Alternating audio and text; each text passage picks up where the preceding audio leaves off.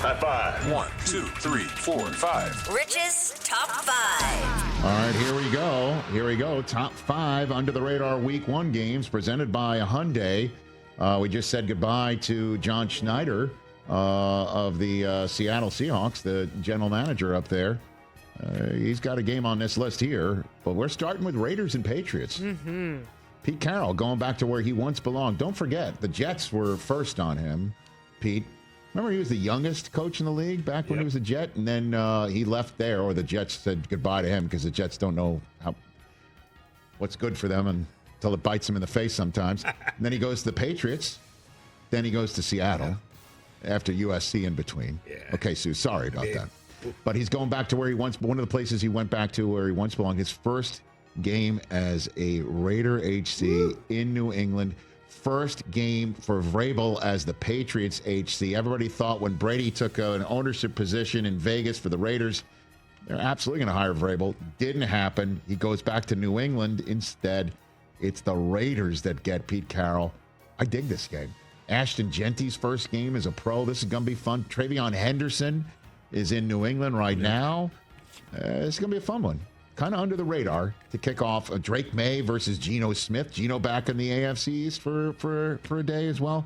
Number 4 on the list is the aforementioned Seahawks taking on the 49ers. And the reason why, listen, normally that is a significant game anyway, but it's under the radar when you're talking about Cowboys, Eagles. You're talking about Chargers and Chiefs in Brazil, and the Bills and the Ravens, and you're talking about,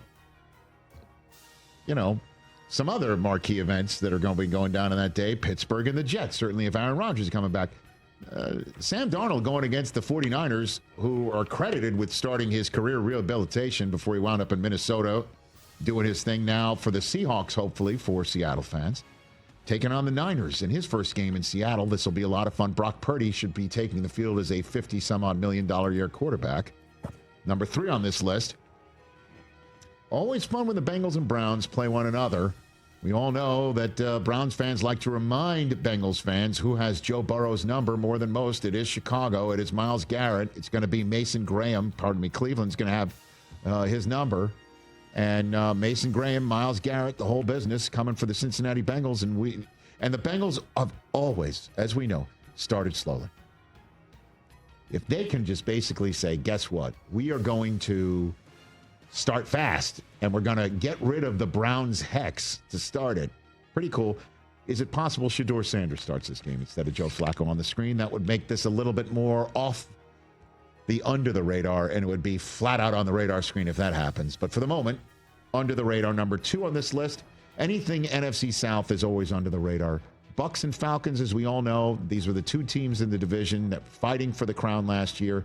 Michael Penix didn't get the start until very late last year. His first start this year against Baker Mayfield and the Buccaneers. Let's go. Let's go. Folks won't be talking about it, but it is a big game to start the season. Number 2 on my under the radar Week 1 games. Top of the flow chart, Mike Del Tufo. Whose house is it?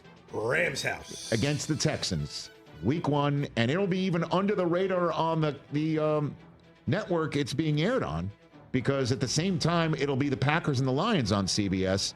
Texans and Rams having at it in Week 1 in SoFi Stadium is my top under the radar game for Week 1 of the 2025 You have one more. I did not know this. Of course, it's Koopy, the drop for us. I'm just going to be a man of my word. I was saying I can't wait to find out who's starting the season against the Jacksonville Jaguars, because I cannot wait for Travis Hunter's first game. And Travis Hunter's first game is against the Carolina Panthers. And Liam Cohen is the coach of this team. And a lot of people were like, where did he come from? He really wasn't on a lot of other people's lists. Mm-hmm. Same thing for Dave Canales in Carolina. True. The year before, when he came from the state of Florida, from the Tampa staff, where Liam Cohen's now the HC. And Canales is coming off of a terrific first season as the HC there, as the Panthers really overcame the benching of Bryce Young to rehabilitate him in the season. He turned it around. He sure did. And so Panthers-Jaguars, and this will be the first game in which we see how many snaps Travis Hunter plays, because there will be no indication verbally or preseason otherwise for that. This will be the first time we see how it may work. Catch the Rich Eisen Show live weekdays from 12 to 3 p.m. Eastern on Roku Sports Channel in the U.S.